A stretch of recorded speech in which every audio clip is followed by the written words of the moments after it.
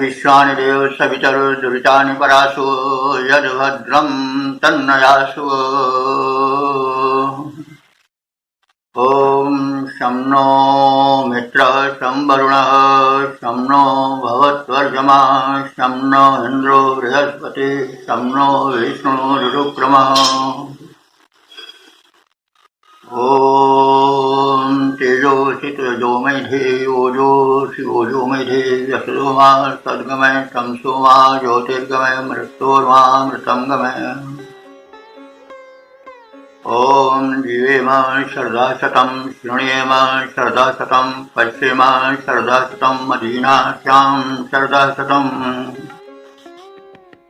ॐ वेद प्रेमियों सुधी श्रोताओं, संप्रति हम सब ऋग्वेद के प्रथम मंडल के 69वें सूक्त के व्याख्या के पुण्य कर्म में प्रवेश करने जा रहे हैं। यह सूक्त द्विपदा विराट नामक छंद में निबद्ध है। मंत्र दृष्टा ऋषि पराशर शाक्त हैं और देवता अग्नि हैं। अग्नि के स्वरूप में के विषय में हम जान चुके हैं। वो परमात्मा का तेजस्वी रूप है। सृष्टि संचालन में अग्नि की व्यावहारिक उपयोगिता है। ये भी ध्यान रखें कि देवता जो अग्नि आदि के रूप में है वो तो उनका प्रकट रूप है, बाहरी रूप है, लेकिन उसके भीतर जो संचालिका शक्ति है वो सूक्ष्म है। तो अग्नि की लपटें आदि, उनकी ऊष्मा आदि जो सब सूक्ष्म से सूक्ष्मतम होती गई है और अंत में वो एक परमात्मा शक्ति से जाकर मिल जाती है। तो सामान्य विशेष में परिवर्तित होता जाता है और जो लौकिक वर्णन है वो पारलौकिकता की ओर अग्रसर होता जाता है। यह वर्णन पद्धति है और इस दृष्टिकोण में हम ध्यान रख करके जब अर्थ पर चिंतन मनन करेंगे तो आनंद आवेगा और अर्थ का पूर्ण समाहार होता जाएगा। तो अग्नि परमात्मा का दिव्य रूप है, लौकिक रूप उसका तेजस्वी है, वो हमारे जीवन के लिए उपयोगी है, लेकिन उसके पीछे सूक्ष्म शक्ति जो है वह मस्तिष्क युक्त है, चिंतन युक्त है, वो कोई जड़ वस्तु नहीं है। यह ध्यान में रखें। और ये सब जो है साक्षात देवता हैं, कोई प्रतीक पूजा वाले देव नहीं है, इसलिए इनका विशेष महत्व है। हम इस बात को ध्यान में रख करके चलें, उसके लौकिक और पारलौकिक दोनों रूपों का ध्यान रखें। और अग्नि है तो अग्नि यूं ही नहीं बल्कि उनका जो महात्म है उसको ध्यान में रखें। अग्नि हमारे शरीर में भी हैं, तो हम अग्नि की सेवा या अग्नि की पूजा तब भी करते हैं जबकि हम अपने शरीर की अग्नि को गलत आहार विहार के द्वारा क्षीण न करें, उसे प्रज्वलित रखें। तो यज्ञाग्नि तो ही है, आहुति डाली जाती है पर्यावरण शोधन के, तो लेकिन साथ ही साथ हम पीछे जान चुके हैं कि हम जो भोजन करते हैं वो भी शरीर में एक अग्नि को आहुति दे रहे हैं। तो आहुति शुद्ध द्रव्य की होनी चाहिए। तो हम जो मुख में डालते हैं वो भी एक प्रकार की अग्नि को आहुति देते हैं, जठराग्नि को, तो वहाँ शुद्धता होनी चाहिए, क्योंकि हम अग्नि में कोई अशुद्ध चीज नहीं डालते हैं। तो कहने मतलब उसका व्यापक अर्थ है। हमें इसलिए इस बात को बार बार कहना पड़ता है कि हो सकता है हमारे कुछ जो है सुधी श्रोता एक साथ न सुन रहे हो तो नया मंत्र प्रस्तुत किया जाए तो उससे अपरिचित न रहे, क्योंकि यदि हम देवता के स्वरूप को नहीं जानेंगे, मंत्र की प्रकृति को नहीं जानेंगे तो एक पहेली बनकर मंत्र रह जाता है। इसलिए हम इस चीज को बार बार कहा करते हैं कि मेरा उद्देश्य है कि वेद के मंत्रों के गूढ़ार्थ में प्रवेश किया जाए, उसकी दिव्यता को जाना जाए और बताया जाए। और ये जो हमारी आज खोज है, आज अन्वेषण है, उसको विश्व तक कल्याणार्थ पहुंचाया जाए। अच्छा, तो अब हम प्रकाशक और ऊर्जा प्रदायक अग्नि के अर्थ को समेटे हुए मंत्र का प्रथम पाठ करें। ओम शुक्रः सुषुप्त्वा उषो नजारः पप्रा समीची दिवो न ज्योतिः परिप्रजातः क्रत्वा बभूथ भुवो देवानां पिता पुत्र सनम्। शब्दार्थ से परिचय प्राप्त करें। उषा जारा न, उषा कहते हैं उषा काल को, उषा का मानवीकरण है। तो उषा का जार माने प्रेमी जो है वह कौन है? सूर्य। तो उषा जारा न माने समान। ये तो कई बार बताया जा चुका कि संज्ञा के बाद में न आता है तो समानार्थक होता है। उषा जारा न, उषा प्रेमी सूर्य की भांति। तो उषः जारा यह सह उषा जारा, जो उषा का प्रेमी है वह कौन है? वह सूर्य है। तो जो अग्निदेव हैं उषा जारा न शुक्र, वे सूर्य के समान शुक्र माने शुभ्र वर्ण के हैं। और दिवा न ज्योति, उनकी जो ज्योति है वो हो दिवाकर की भांति है, सूर्य की भांति सुशोभन और उपयोगी है। और वे समीची पप्राह, वे समीचीन रूप से माने सम्यक रूप से पृथ्वी लोक को प्रकाशित करते हैं। प्रजातः क्रत्वा परिबभूथ, उत्पन्न होकर अपने कर्म अर्थात प्रकाश से समग्र विश्व को व्याप्त कर लेते हैं। देवानाम पुत्रः सन पिता हुआ, वो देवों के पुत्र भी हैं और सम्मान्य होते हुए पुत्र होते हुए भी उनके पिता भी हैं। यह कैसे? जब अग्नि दूतत्व का कार्य करते हैं और देवों के पास आवाहन लेकर के जाते हैं, हव्य द्रव्य को लेकर के जाते हैं। तो जब वो आवाहन करते हैं, देवदूत बनते हैं, तो वे पुत्र की तरह आज्ञा पालक होते हैं। लेकिन जब वे हव्य द्रव्य को देवों तक उनकी तृप्त्यर्थ पहुंचाते हैं तो उस समय वो पिता हो जाते हैं। तो पिता का स्वपाच रक्षण से पिता बनता है। तो पाच इति पिता, जो रक्षा प्रदान करे वो पिता है। तो रक्षा मतलब भोजन आदि दे करके ही तो रक्षा की जाती नहीं, पिता पुत्र को भोजन आदि द्रव्य देता है। तो इस तरह से यहाँ पर दो व्यक्तित्व बताया गया है कि अग्निदेव जो हैं वो देवों के पुत्र भी हैं और देवों के पिता भी हैं। पुत्र जब वो देवदूत बन जाते हैं, देवों को आवाहन करते हैं, तो जैसे कोई आज्ञाकारी पुत्र पिता को बुलावे के आइए पिताजी भोजन कर लीजिए, बैठ लीजिए, ये चीज ले लें, वो ले लें, तो वो आज्ञाकारी पुत्र हो जाता है।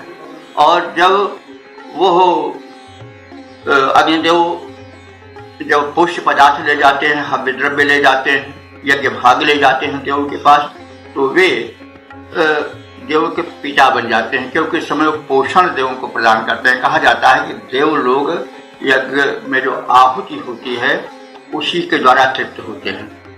तो इस प्रकार से यह कथन कि जो अग्निदेव हैं वो देवों के पुत्र भी हैं और पिता भी हैं, इस प्रकार से यह सिद्ध हो जाता है। तो अब हम इसका सपाट भावार्थ जान लें। उषा प्रेमी सूर्य के समान शुभ्र वर्ण अग्नि सभी के प्रकाशक हैं, सबको प्रकाश प्रदान करते हैं। प्रकाशित सूर्य की भांति अग्निदेव अपने तेज से आकाश और पृथ्वी दोनों को एक साथ प्रकाशित करते चलते हैं। उत्पन्न होकर अग्नि ने अपने कर्म प्रकाश और ऊर्जा से समग्र विश्व को परिपूरित किया है। अग्नि देवों से उत्पन्न उनके पुत्र भी हैं। जब देवदूत के रूप में वे उन्हें आवाहन करने जाते हैं और वे जब हव्य द्रव्य देवों के तृप्त हेतु भेजते हैं तो वो पिता की भूमिका में आ जाते हैं। तो इस प्रकार से हम शब्दार्थ और भावार्थ को जान लेने के पश्चात अब उसके पद रूपांतरण से परिचित हो लें। उषा प्रेमी सूर्य के समान अग्नि भी महान, उषा प्रेमी सूर्य के समान अग्नि भी महान, शुभ्र वर्ण सब का प्रकाशक प्रधान है। आसमान भानु के समान, भासमान भानु के समान भूमि, आसमान दोनों को प्रकाशमान करता महान है। जन्मते ही ज्योति और ऊर्जा के विधान द्वारा व्याप्त हो गया त्रिलोक मध्य दीप्तिमान है। देवपुत्र अग्निदेवों का पिता बना महान, पितृवत तृप्त हेतु हव्य द्रव्य करता प्रदान है, तृप्त हेतु हव्य द्रव्य करता प्रदान है। सभी साधकों, श्रोताओं एवं वेद प्रेमियों, संप्रति हम सब ऋग्वेद के प्रथम मंडल के 69वें सूक्त के दूसरे मंत्र की व्याख्या में प्रवेश करने जा रहे हैं। यह मंत्र जो है द्विपदा विराट नामक छंद में निबद्ध है। जैसा पहले कहा गया है, द्विपदा विराट में दो पंक्तियों में अलग अलग मंत्र होते हैं, द्विसंख्यक होते हैं लेकिन अर्थ में एक हो जाते हैं।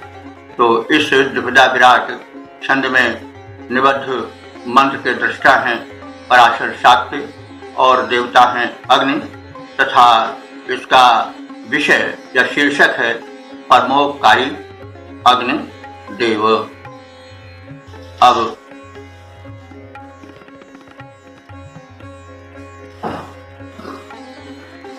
संबंधित मंत्र का पाठ हो जाए।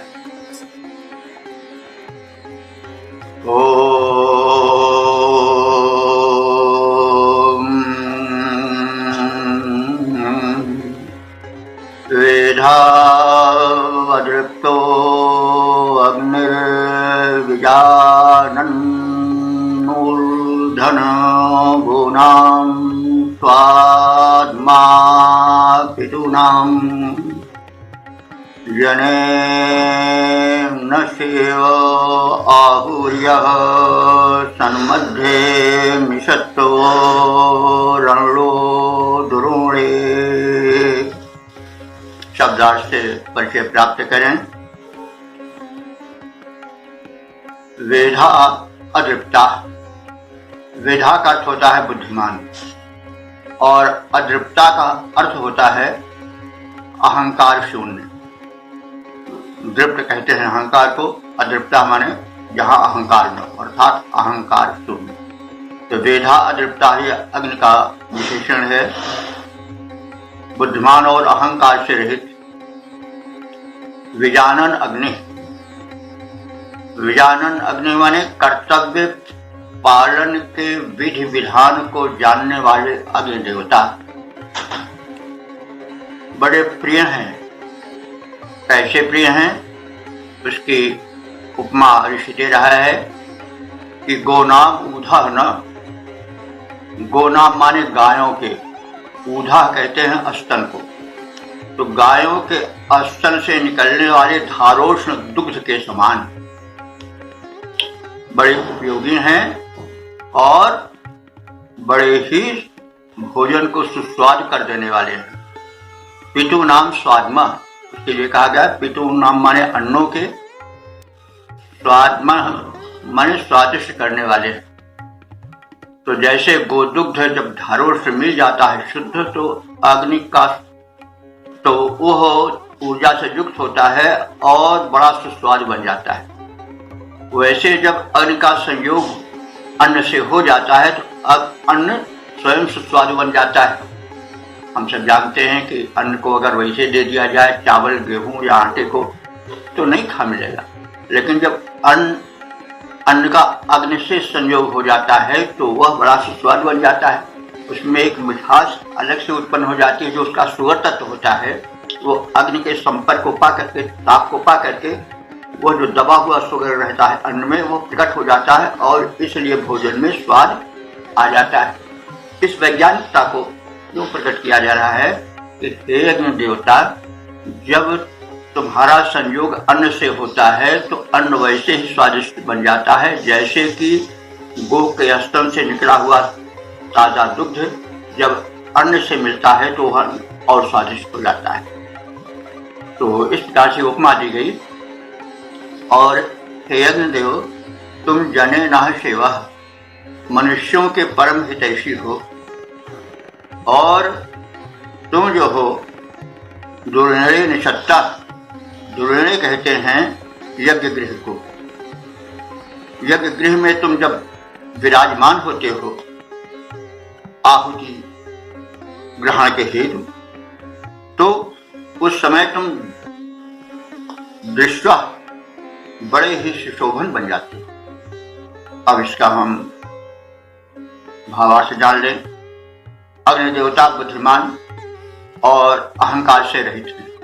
यह बड़ी चीज है कि व्यक्ति बुद्धिमान हो, योग्य हो और अहंकार ना आवे। तो अग्नि तो बड़े ही बुद्धिमान है देवता, और साथ साथ उनमें अहंकार नहीं है।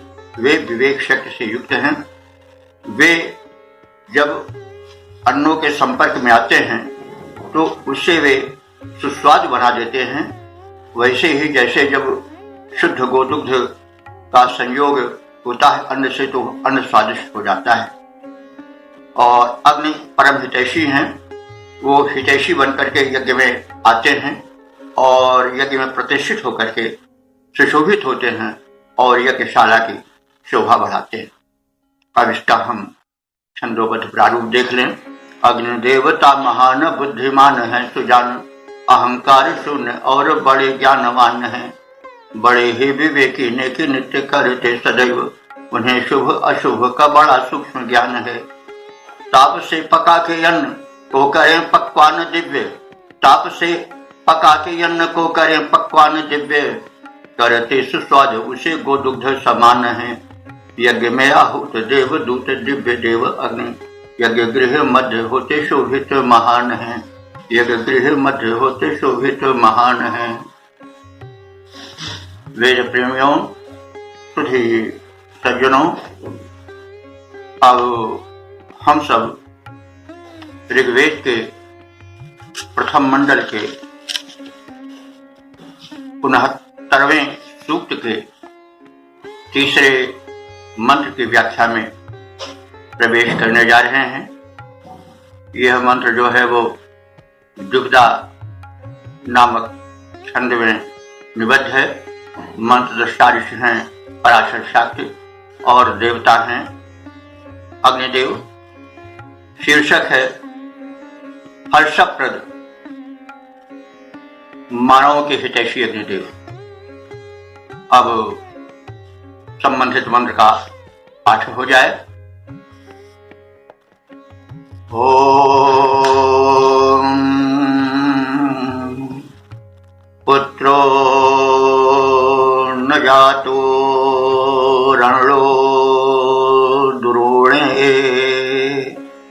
वाजी न प्रीतो विशो वितारितो, विशो यदहवे नृभिः सनिधा अग्निर्देवत्वा विश्वान्यस्याः। शब्दार्थ से परिचित हो लें। दुर्वणे पुत्रः न जातः रणवा। दुर्वणे कहते हैं घर में। पुत्रः न जाता, पुत्र के जाता न, पुत्र के पैदा होने के समान। रणवा माने आनंद, तो हे अग्निदेव, जब तुम प्रज्वलित होते हो, यज्ञ गृह में प्रकट होते हो, तो वैसे ही आनंद होता है जैसे घर में पुत्रोत्पत्ति पर आनंद छा जाता है। तो बाजी न प्रीतः विषः विचारित, तो इस प्रकार से आप प्रकट होकर के आनंद देते हो और प्रकट होने के पश्चात जीवन युद्ध में हमारे संरक्षक बनते हो। उसके लिए ऋषि उपमा दे रहा है कि बाजी ना, बाजी कहते हैं घोड़े को। बाज माने बल होता है, तो घोड़े में बल होता है, सवार को लेकर भागता है और युद्ध में अपना कौशल दिखाता है। तो बाजी ना प्रीता विषा, तुम विषा माने जनता को, जनमंडल को वैसे ही प्रिय हो संकट के समय जैसे कि युद्ध काल में अश्व प्रिय होता है। और यत निर्भीक, जब तुम याज्ञिक यजमानों के मध्य में मनुष्यों के साथ बैठते हो, तो सनिडा विषा आहवे, तो सनिडा माने एक साथ एक स्थान पर बैठे हुए तुम प्रजा के वहां उपस्थित भक्तों के, उपासकों के बड़े प्रिय बन जाते हो। और हे अग्निदेव, तुम विश्वान देवत्व अश्याह, तुम संपूर्ण देवों को देवत्व प्रदान करते हो, क्योंकि तुम्हीं से दिव्यता देवों में आती है। तुम जो अग्नि में आहुति रूप में प्रक्षिप्त पोषक पदार्थ, औषधीय पदार्थ रहते हैं, वे जब तुम्हें भक्षित होते हैं, तुम उनको जब जलाते हो और उनके सूक्ष्म पोषक तत्व को लेकर के चारों ओर फैलाते हो, तो जो आप देव हैं, जल देवता हैं, समीर देवता हैं, पवन देवता हैं, आकाश देवता हैं, पृथ्वी, ये सब देवत्व ही देवता ही हैं, दिव्य शक्तियां हैं जिनसे कि संसार पालित पोषित हो रहा है, जीवित हो रहा है। इन दिव्य शक्तियों को जीवन मिलता है। तो वही बात यहाँ कही जा रही है आलंकारिक शैली में कि तुम देवों को देवत्व प्रदान करते हो, यानी दिव्य शक्तियों को, जो प्रकृति की शक्तियां हैं देवत्व रूप में, उनमें तुमसे ही बल आता है। नहीं, तुममें जब प्रक्षिप्त औषधीय द्रव्य जल करके सूक्ष्म होकर के जाते हैं, तो समस्त दिव्य शक्तियां शक्तिमान होती हैं, इसका सीधा अर्थ है। अब इसका हम सपाटार्थ जान लें। घर में अवतरित अग्निदेव जब यज्ञशाला में प्रज्वलित होते हैं, तो वही प्रसन्नता छा जाती है याज्ञिक वातावरण में, जो प्रसन्नता घर में पुत्र उत्पन्न होने पर छाती है, आ जाती है। और तुम रक्षण में भी तत्पर रहते हो, और जब तुम्हारे उपासकों पर संकट आता है, तो जैसे एक सबल अश्व रण में दौड़ता है योद्धा को लेकर के, तो प्रजा को एक आशा हो जाती है कि अब शत्रु जो हम पर आक्रमण किए हैं, एक घोड़ा और घुड़सवार उसको दूर करेगा। तो इस प्रकार से तुम प्रजा के सहारा बन जाते हो, उसके रक्षक बन जाते हो। जब तुम मनुष्यों के साथ यज्ञ भूमि में विराजित होते हो और देवों को आवाहन करते हो, तो उनको अपनी दिव्य शक्तियां प्रदान करते हो हव्य द्रव्य के माध्यम से, और इस प्रकार से देव में देवत्व का संवर्धन होता है। हे अग्निदेव, तुम्हारे अनंत उपकार हैं हम मनुष्यों पर। अब इसका हम छंद रूपांतरण देख लें।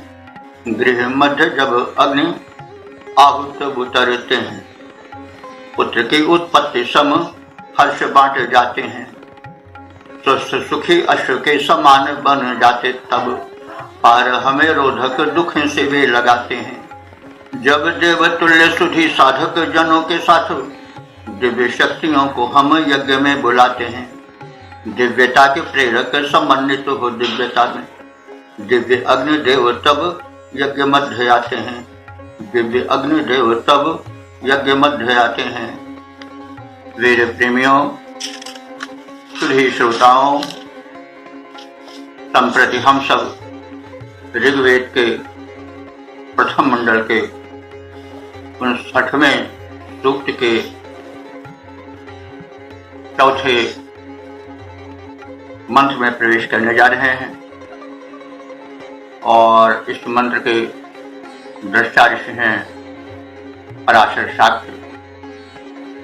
छंद जो है उद्दिष्टा विराट है और देवता हैं अग्निदेव, और इसका शीर्षक है दुष्ट विनाशक अनुशासन प्रिय अग्निदेव। अब संबंधित मंत्र का पाठ हो जाए।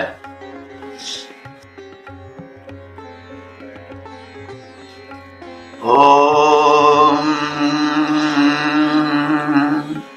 नकिष्ट एता व्रता विनन्ति नृभ्यो यदेभ्यः सृष्टिं चकर्थ तत्तु ते दंसो यदहन्त समानैर्नृभिर्यद्युक्तो विवेरपांसि।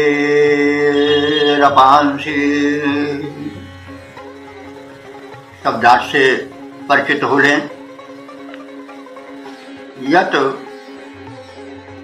यत माने जो या क्योंकि, एभ्या नृभ्या, एभ्या माने ये नियमों में रहने वाले, नृभ्या माने मनुष्यों के लिए या मनुष्यों को तुमने सृष्टिम चकर्थ सहायता की है, अर्थात जो नियम है सृष्टि संचालन के और व्यवस्था के, उन नियमों को जो पालन करते हैं तुम सदैव उनकी सहायता करते हो और करते हो। ते एतावता नकिश मिनंति, ते एतावता माने तुम्हारे ये व्रत, व्रत माने नियम, जो तुम्हारे द्वारा सृष्टि संचालन और उसकी व्यवस्था के नियम स्थापित किए गए हैं, न कि मिनंत, उनको कोई नष्ट नहीं कर सकता है, उनका कोई उल्लंघन नहीं कर सकता है, और उल्लंघन करने वाला दंडित होता है। जैसे शासन के नियमों का उल्लंघन अक्षम्य अपराध होता है, वैसे जो सृष्टि विषयक नियम है उनका उल्लंघन भी दंड होता है। उदाहरण समझ लें, कुछ वस्तुएं बताई गई हैं खाने में, पीने में, व्यवहार में, तो उनका जब नियम वो पालन नहीं होता तो परिणाम यह होता है कि रोग शोक दोष तमाम आते हैं, तो वही दंड है। लेकिन हम लोग उसको दंड नहीं मानते हैं, समझते हैं तो दवा से ठीक हो जाएगा। इस पर हम अपने तरफ से कोई ऐसा कार्य कर देंगे कि वो सब ठीक होता जाएगा, हम उसकी उपेक्षा करते जाते हैं। परिणाम यह होता है कि हम दंडित होते जाते हैं, लेकिन उस सूक्ष्म भावना को नहीं ग्रहण कर पाते हैं जो मंत्र में कहते हैं। मंत्र में यह कहा गया है कि अग्निदेव नियमों का स्वयं पालन करते हैं और नियमों का जो पालन करते हैं उनकी सहायता करते हैं, उनकी रक्षा करते हैं, क्योंकि जो नियम बने हुए हैं जिसको रीत कहा जाता है सृष्टि व्यवस्था के, उनका जो उल्लंघन करता है वो कभी क्षम्य नहीं होता, उसको दंड मिलता है, रोग के रूप में, शोक के रूप में, भिन्न भिन्न समस्याओं के कष्टकारी रूप में, तो व्यक्ति दंडित होता है। यह कहने का अर्थ है। तो इसीलिए कहा गया है कि देवता तुम्हारे द्वारा जो स्थापित नियम है खान पान, आहार विहार आदि के, आचार के, संयम के, उनको कोई न मिनंती, नष्ट नहीं कर सकता है, उसका कोई उल्लंघन नहीं कर सकता। अगर करेगा तो दंड पावेगा। और यद अहन, जिन्होंने नियम का पालन किया है, उनके सामने यदि कोई दुष्ट शक्तियां आती हैं तो तुम उन दुष्ट शक्तियों को, उन शत्रुओं को मार भगाते हो, यानी नियम पालकों के तुम सहायक होते हो। और यद समान ही निर्भय युक्ता, और तुम साधारण मानव के मध्य भी बैठते हो। महान होते हुए भी ये नहीं सोचते हो कि मैं महान हूं, इन सामान्य मनुष्यों के बीच क्यों बैठूं। यानी तुम उनकी भी समान दृष्टि से सुरक्षा करते हो। और रपांसी विवेह, तुम रपांसी माने कुकृत करने वाले राक्षसों को, दानवों को, विवेह माने मार भगाते हो।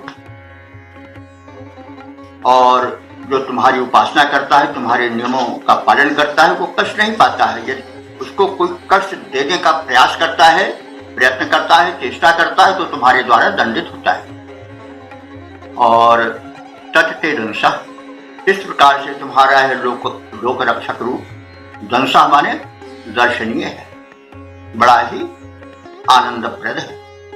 अब इसका हम सामान्य अर्थ जान लें कि अग्निदेव, तुम ऐसे मनुष्यों की सहायता करते आए हो जो तुम्हारे द्वारा स्थापित नैतिक नियमों को तोड़ते नहीं हैं, उनका परिपालन करते हैं। तेरे नियम अभेद्य हैं, अकाट्य हैं। तुमने अनुशासन संबंधी नियमों का जो निर्धारण किया है, उन नियमों के पालकों को, चाहे वे सामान्य ही क्यों न हो, उनकी तुम रक्षा करते हो। और जो बाधक अमानवीय शक्तियां, दानवीय शक्तियां आती हैं, उनको सताती हैं, उनको तुम मार भगाया करते हो। हे अग्निदेव, तुम्हारा यह रक्षक रूप बड़ा ही सराहनीय है, प्रशंसनीय है, और तुम उसके कारण दर्शनीय बने रहते हो। अब इसका पद रूपांतरण देख लें। अग्निदेव, तुम अनुशासन पसंद और नियमों के पालन कराने वाले देव हो। अनुशासितों को तुम करते सहायता हो, अनुशासितों की तुम करते सहायता हो। नैतिक नियम को निभाने वाले देव हो। संयमित मानवों के बनते सहायक हो। शत्रुओं को मार के भगाने वाले देव हो। साधकों के हेतु बाधकों को मार डालते हो। जन्म मध्य मान्यता को पाने वाले देव हो। ओम। वेद प्रेमियों, सुधे श्रोताओं, अब हम सब ऋग्वेद के प्रथम मंडल के 69वें सूक्त के 5वें मंत्र की व्याख्या में प्रवेश करने जा रहे हैं। यह इस सूक्त का समापन वाला मंत्र है। यह मंत्र द्विशदा विराट नामक छंद में निबद्ध है। मंत्र दृष्टा पराशर शाक्य हैं और देवता अग्नि है। विषय या शीर्षक इस मंत्र का है कि आहुति काल में प्रज्वलित अग्नि का शोभन प्रारूप। अब संबंधित मंत्र का पाठ हो जाए। ओम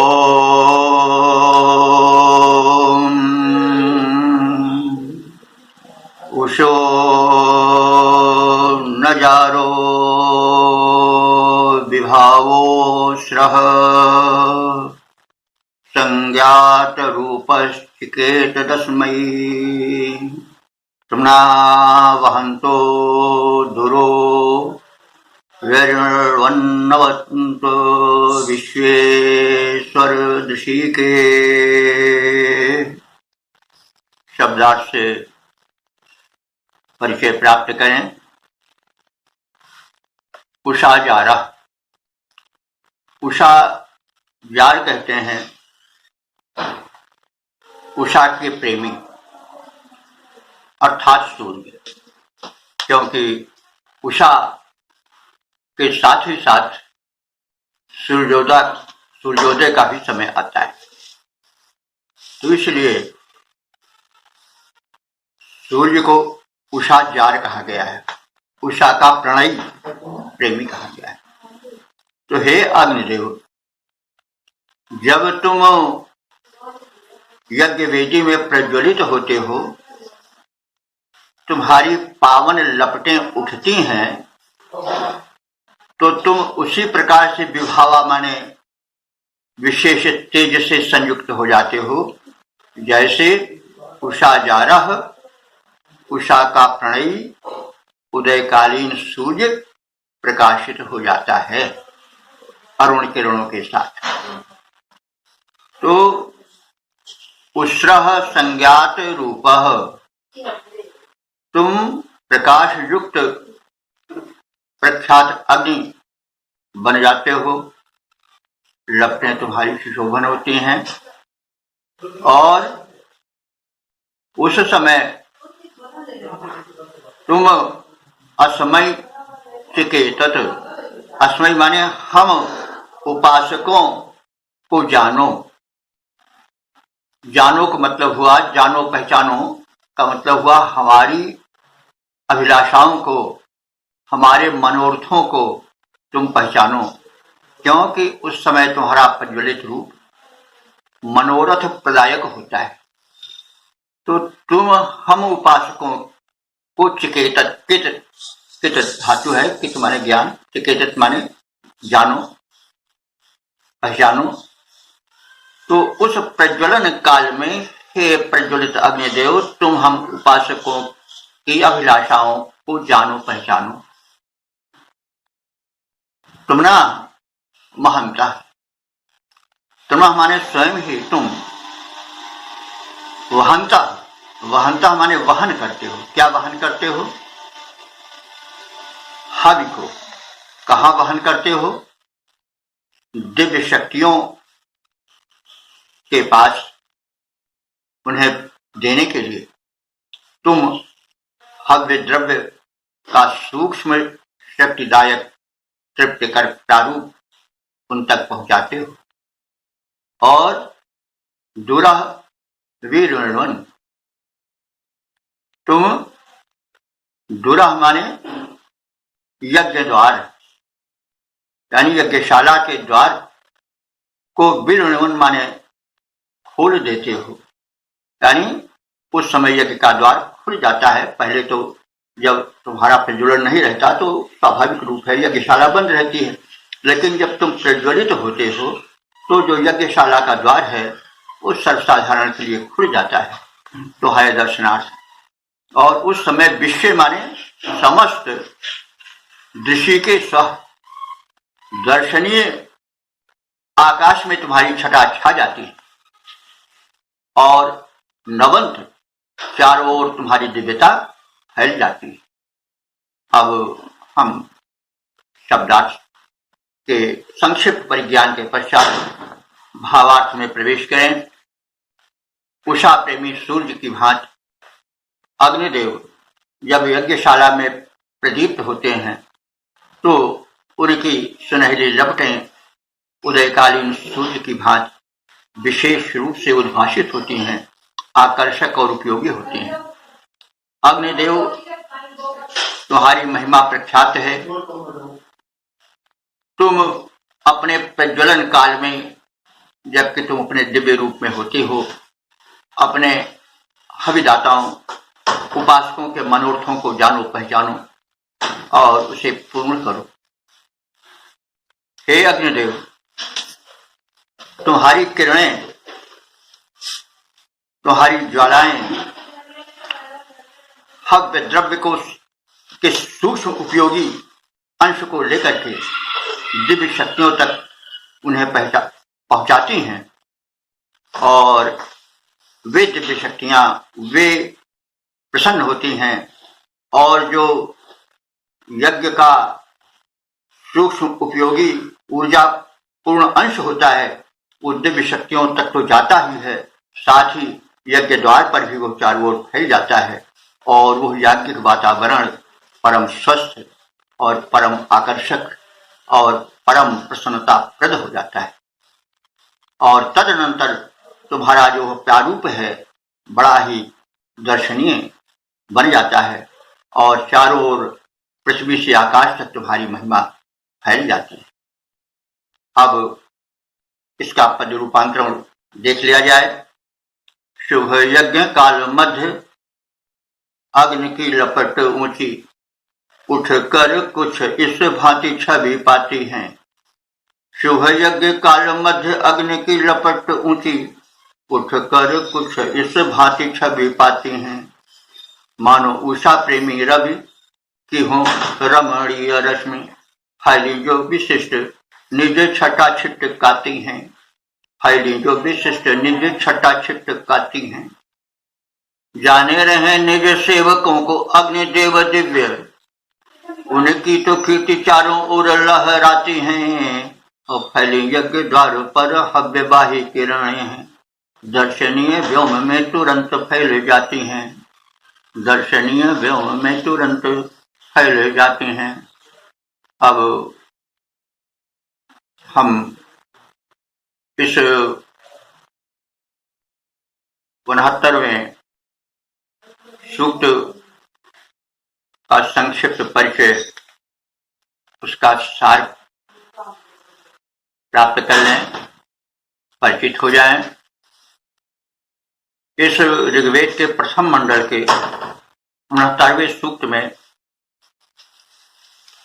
यूं तो मंत्र के दृष्टिकोण से 5 हैं, लेकिन एक मंत्र में दो छंद सन्निविष्ट हैं। यह द्विपदा विराट नामक छंद का वैशिष्ट्य है। तो एक साथ अर्थ करने के दृष्टि से विचार किया जाए तो छंद 5 हैं, लेकिन एक छंद में 2 छंद समाहित हैं, इसलिए उनकी गणना 10 होती है। संहिताओं में भी ऐसे है। इस प्रकार से इस प्रथम मंडल के 69वें सूक्त में कुल 10 मंत्र हैं, जिनकी व्याख्या हो चुकी है। और अब तक जो व्याख्यायित मंत्र हैं उनकी संख्या 795। इस सूक्त के दृष्टा जो ऋषि हैं वो पराशर शाक्य हैं।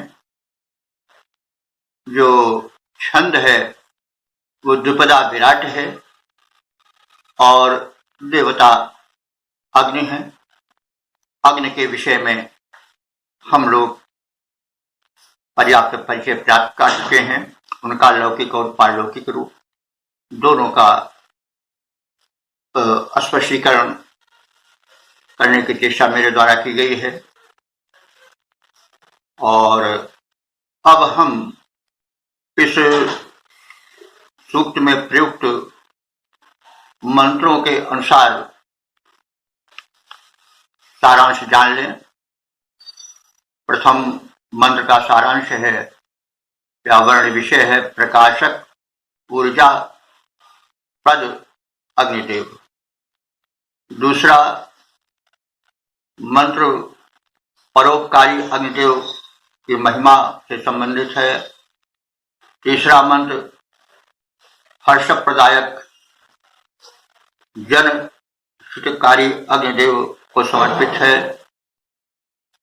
चौथा मंत्र दुष्ट विनाशक और अनुशासन प्रिय अग्निदेव की महत्ता बताता है। पांचवा और अंतिम मंत्र आहुति काल में प्रज्वलित अग्निदेव की शोभा और उनकी उपयोगिता का वर्णन किया गया है। इस प्रकार से इस सूक्त का समापन होता है।